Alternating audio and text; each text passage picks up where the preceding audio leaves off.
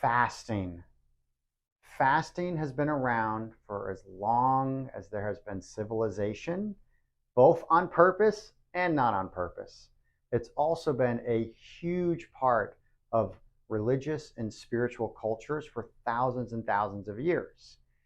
It has currently made its way into mainstream media, and it's this really big fad about intermittent fasting and all these different forms of fasting.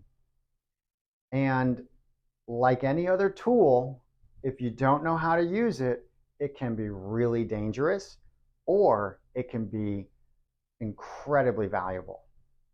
And I wanted to break down in more depth about fasting, the benefits, the possible harms, things to be careful of, and all the different reasons that we do that. And intention is key because we want to make sure that we enter into something like that with a certain degree of intelligence so that we can have the greatest outcome.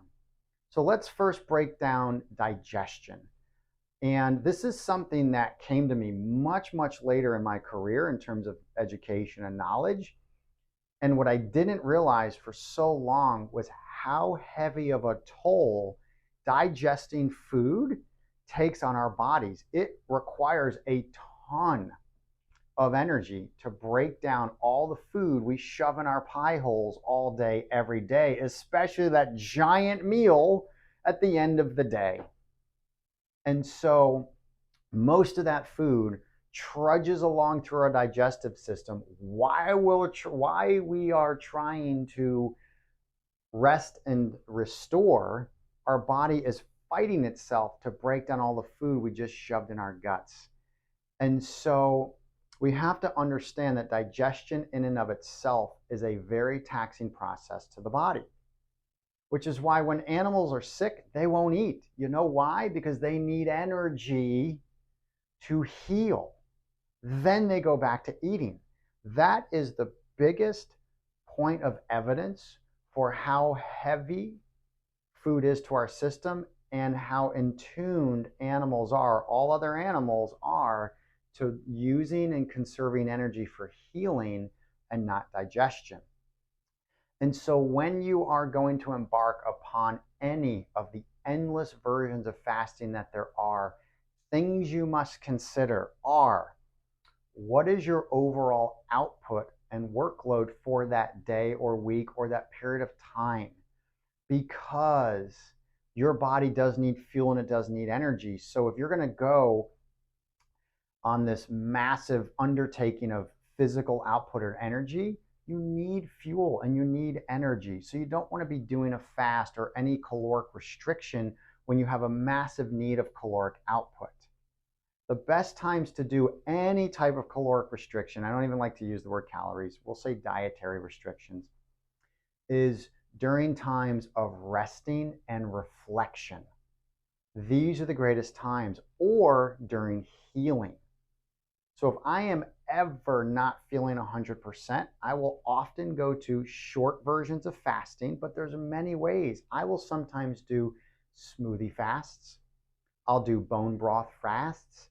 I'll keep it to where the digestion is done already for me in the form of a blender or liquid food.